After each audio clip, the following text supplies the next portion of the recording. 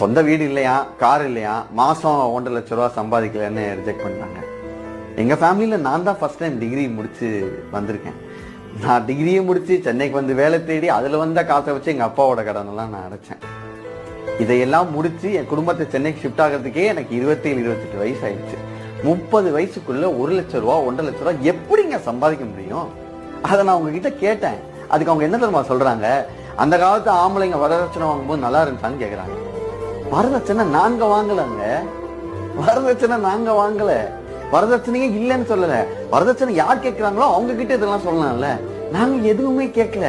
எங்க கிட்ட வந்துட்டு இதையெல்லாம் பேசினா என்ன?